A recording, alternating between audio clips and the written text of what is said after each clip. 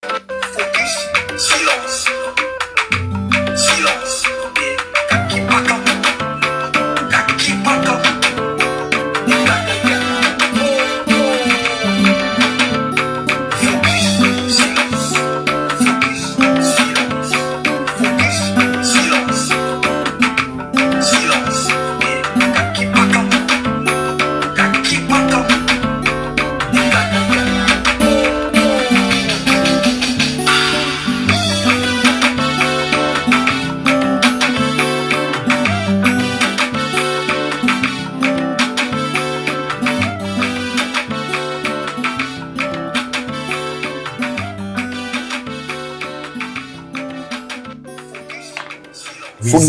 Fondez-les, c'est comme ça que moi je fais avec mes détracteurs.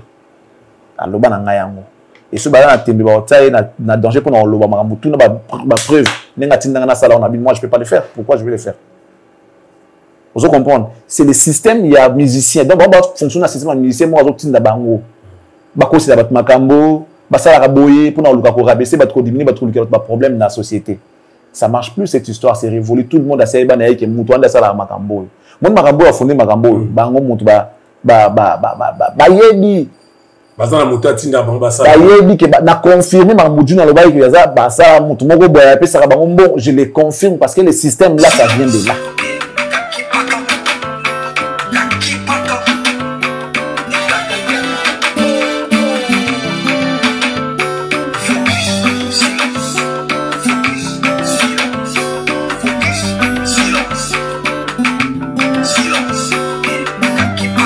Des émissions en français. Si réellement vous savez le faire, vous pouvez programmer l'Arabie, faites-les en français. Rendez-nous les lingala parce que nous on est au bled. Tout le lingala l'émission d'Abisso, vous êtes en France, parlez en français. C'est la langue utilisée en France. Il n'y en a pas deux, monsieur. Parlez en français. Vous êtes en France. Mais dis donc, vous êtes en France, parlez en français. Ils sont incohérents.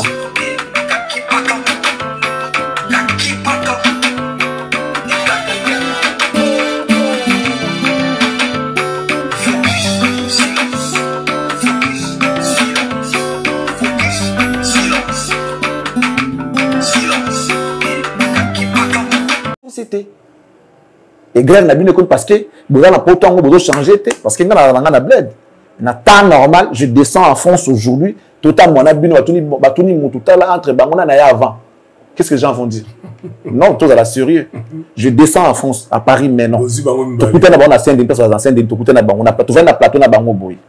et on demande aux gens de regarder entre nous nana avant nana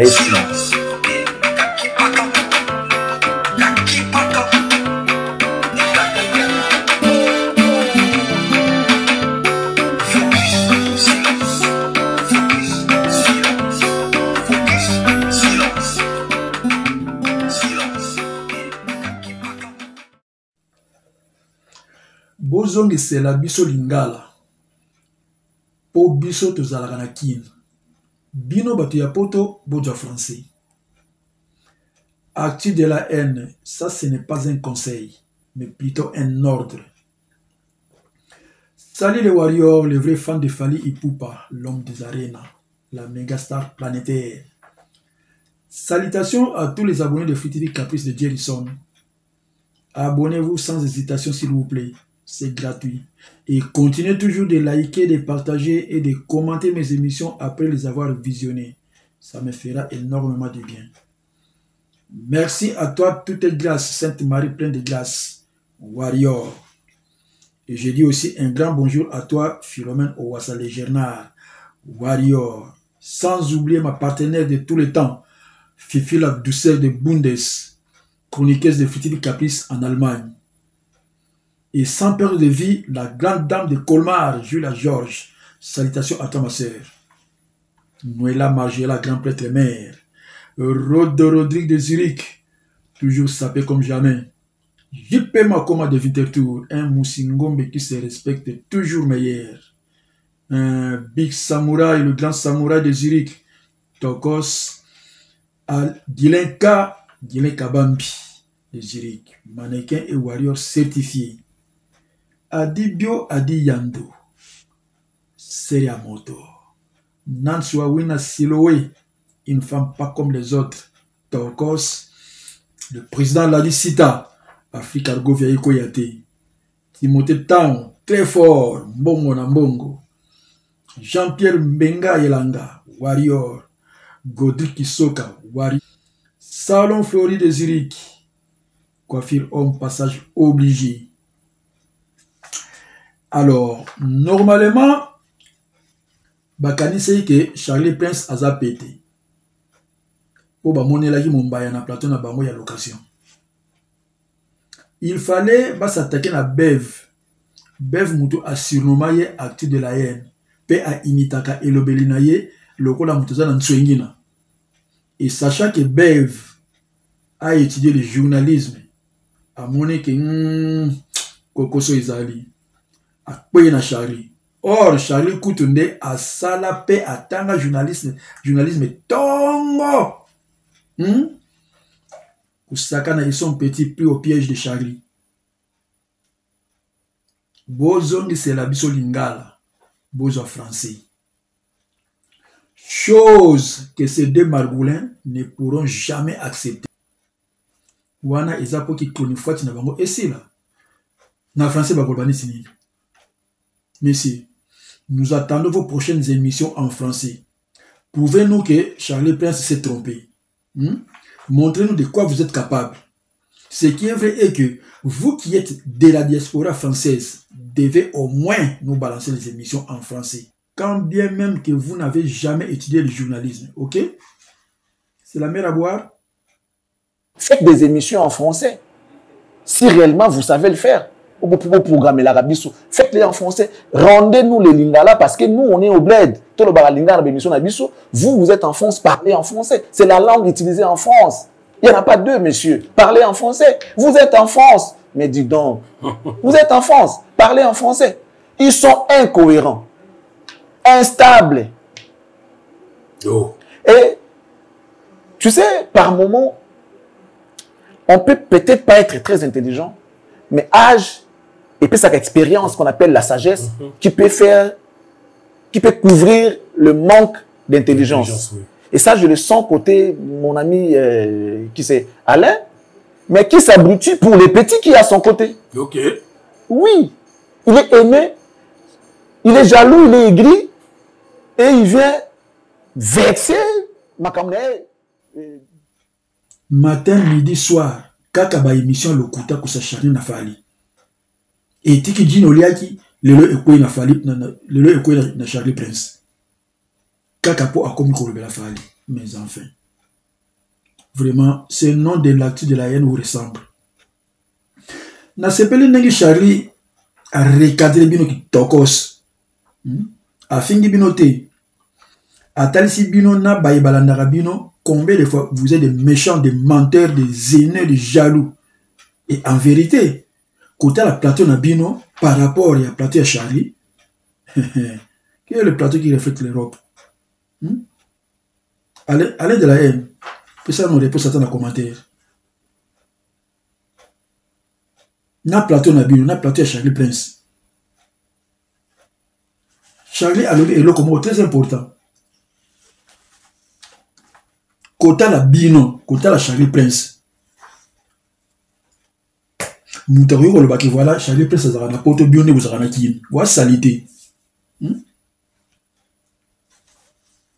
Vous avez la poso ya pototé, vous avez la télé ya pototé, vous avez la plateau ya pototé. Vous faites la honte des gens qui se trouvent en Europe. Vous faites la honte. Franchement, c'est dégueulasse. Ça saute aux yeux que vous avez la journaliste était. Vous ne respectez même pas la déontologie journalistique. Vous avez un cahier de charge. Ça se voit par votre façon de travailler. Et sans comment il a fallu, vous avez un contenu à Malungate. Ça c'est clair. Depuis que vous avez la ressource, chiffre à falité. Vous avez la ressource, chiffre à nan. Le kuta na le kuta. Vous comme que vous avez mission aussi, va dîner na bango, croyant que vous comptez la bango. Or, vous quoi ici bango les sous. Maatro. Baloba, oh, ya avant hier. Si manango, bah comment Luka après bah comment t'as la bien. Donc on n'est pas pareil. Moi j'ai vu au bled. Mais j'ai vu, je l'ai dit, j'ai vu beaucoup. Mais bon, tout le monde a tindi bino. Après, c'est nous, moi, le couteau, mais ça, on repère ça, depuis à cette époque-là, déjà, on a eu Fali, tant aussi ces missions. Après, on a vu, vous savez, j'ai les Camerounais, monsieur, tu es menteur, tu es mytho. Fali en 2006. On a un problème. Ça a Guinée déjà. 2010, ça a eu bien. Oui. Bon, 2006. 2015, ça a eu bien. 2020, ça a eu bien. Maman, on a Internet. Et puis c'est le cas dans mon pays. C'est pas que ça m'a bien. Mais ça n'a pas image en ce bien. Vous savez, hein, la chance que nous avons est que aujourd'hui, on a essayé d'élargir un peu notre communauté. Si les Congolais, de mauvaise foi, décident de ne pas nous regarder, il peut y avoir un Togolais, un Malien, un Sénégalais, un Ivoirien, un Zambien, il va nous suivre. Charlie Prince, non, c'est mon petit qui l'attend par rapport à Charlie Prince. De quoi là, qu'on a eu que Charlie Prince, hasard, bon, on a invité ce hasard journaliste, domaine, mais je pense qu'il s'est retrouvé dans ce métier par rapport à un manque qui a travaillé dans beaucoup de surtout le monde. Il n'y a pas de problème. Comme il y a un exemple salaté.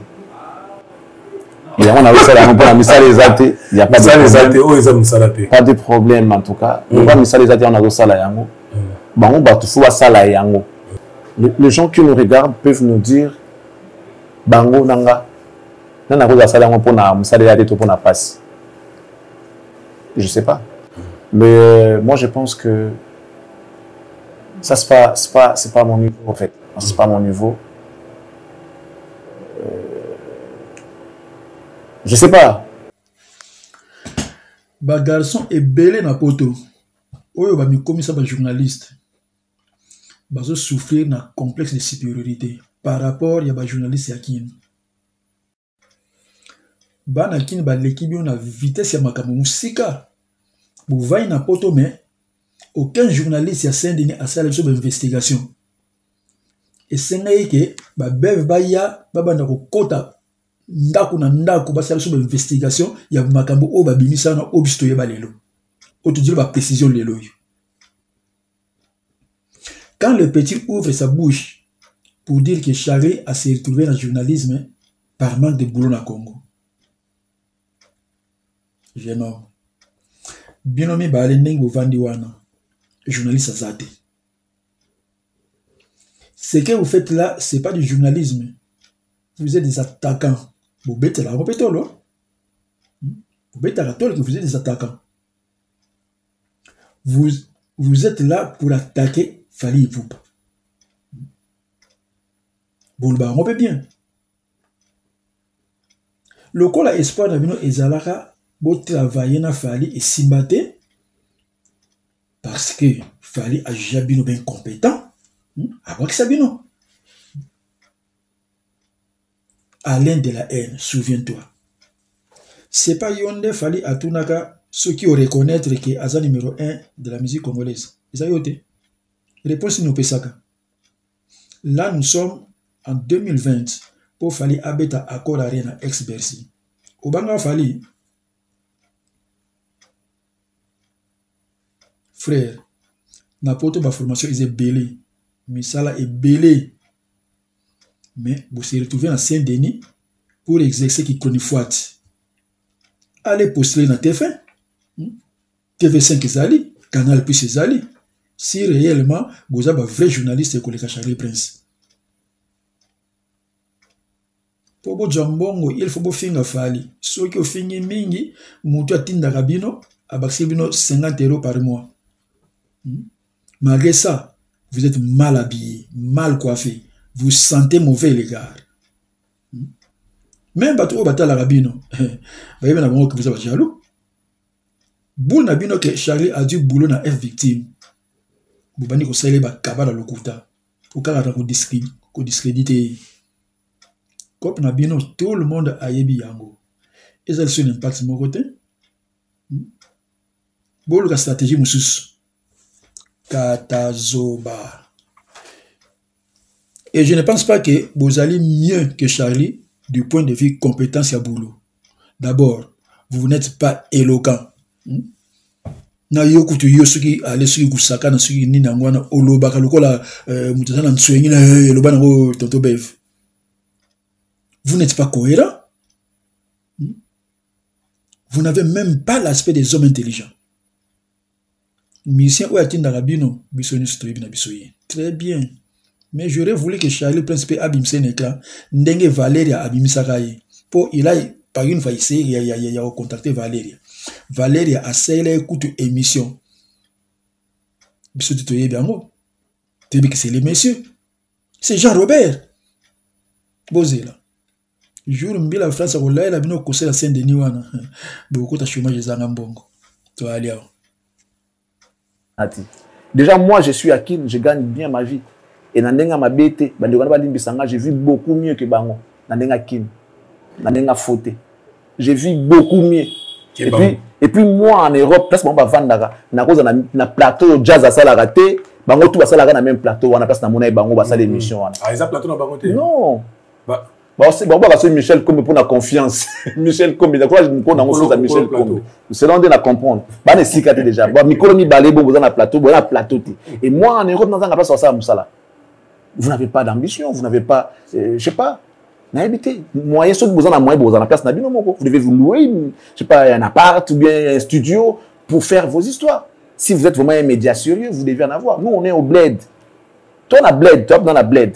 J'ai vu beaucoup mieux que vous. Donnant la première visa à ta mouketi.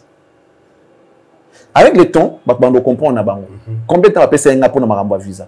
Moi, et Ferré, oh non, c'est instable, Ferré, ce qui non. Aujourd'hui, tout ce qui quitte Ferré, le langage, on a déjà depuis Kala, que Ferré est invivable. C'est tout. Ferré, et puis Ferré, reconnaissant, c'est un hypocrite. C'est tout. Quel langage, Batous balo bango après ça ngelo côté na bato sinza bango contrat après ça bango lo côté na nyanga ngo linga vana pemela mutu au salo makambo yozo sa makambo ata kotala tali so botala mutu te muninga za na problème oyaka te obenga te lo bakate tu ne compatis jamais mais bazala na pona parce que toi tu es qui la vie tourne autour de toi monsieur non la vie ne tourne pas autour des faits tout le monde a le droit de vivre tu travailles tu dois manger dessus OK donc ça veut dire que vous êtes c'est pas mal informé ou vous êtes borné.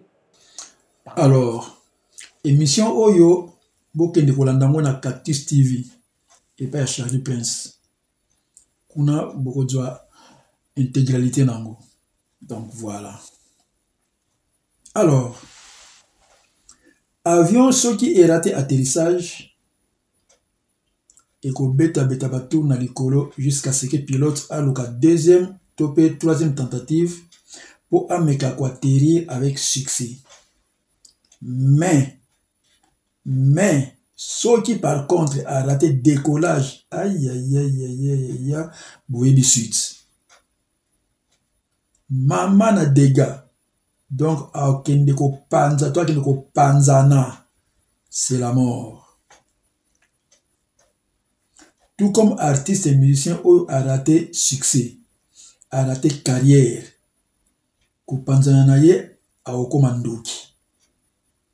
Comme dire baninga na ye. Là, je cite les cas, il y a Célio, Suzuki, Emilia, Soleil, et surtout JF et Fongi, les faux prophètes. Nakovanda wana na prochaine émission. Donc, le cas, il y a JF et Fongi. Wana prochaine émission na ngai. Alors, to sikana mwa muke, na biloko na lokoti na TikTok. Après tout là, il va pongi na biso. Check.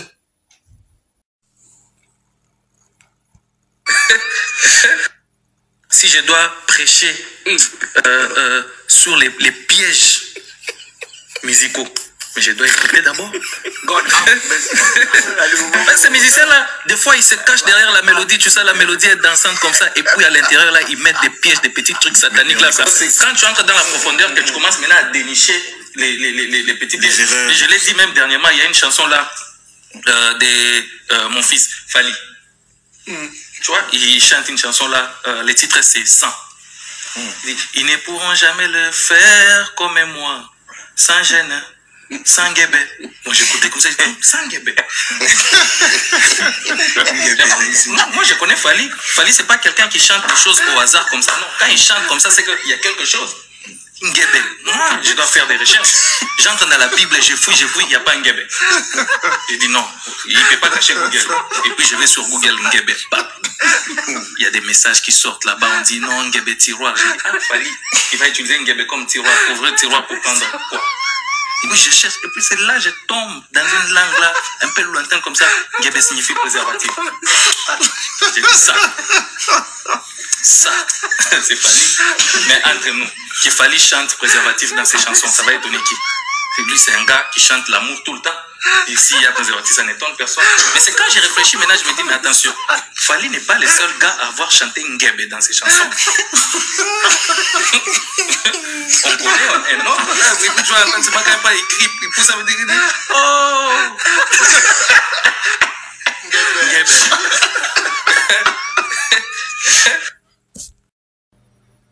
Et puis cette... Bon, Wera. Wera na bengyo combien de fois? Na bengyo 3 fois. Donc, il ngolo ba Wera kanga ba mbolo na yo. Kanga biloko na yo. Donc, Wera soko za poso za succès na sima aigle to peso ngote. Wera soko za poso zonga na actualité pour na Fally o zonga na actualité te obeti concert et ça lui même pas succès des jours. Concert ici. Wera Fally akotoka te. Biloko Fally osala yo to ozala Wera osala mote. Wera to ozala ba miki okosa biso na ba musique nezanga ti nezanga sens. Et puis ko zwa biso bitu. Tant to kolis ko to comprendre que ntando beta musique e bezala JB ezala yo te. Nta beta ba concert bezala JB ezala yo te. Da Wera silama to longolo respect. Si on a posé à Wario, on manque to manquer pour la pour tout ça, on doit d'accord. Pour batuna yo, comme on a ce qu'il fallait le roi massa na bango. Wera, ba salo fallait bête na poto yo bête en moté. Oyoka. Ba plan fallait sali au sali en moté. Tant on ba yo kosa biso na bomwa na se ko kosa biso. To kon to comprendre que yo Wera o elote. La musique à Congo, ce ba ota JB ba ota Kofi ba ota oté. Ba ota yoté.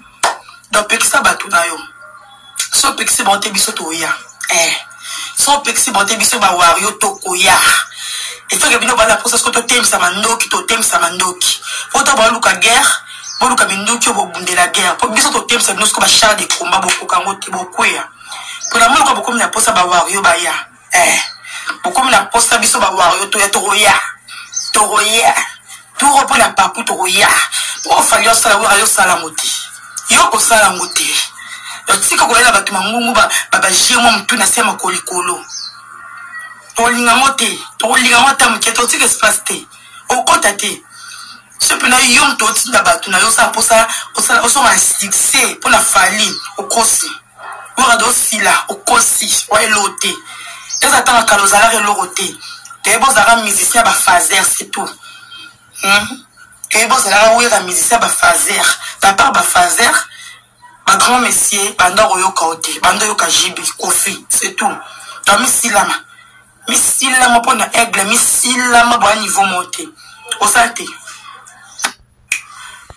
Franchement, blague à part, l'artiste émission, tout va faire des stars à la moko Fally, et mon anaka. Imagine, on t'a salé une moté, concerté, à lobby a été logoté. Mais à Katinera, pour vous, à Pamba, on qui nous belandi, bah, Warrior, félicitations. Waba meilleur fan du monde. Qu'on voit l'émission Mobimba.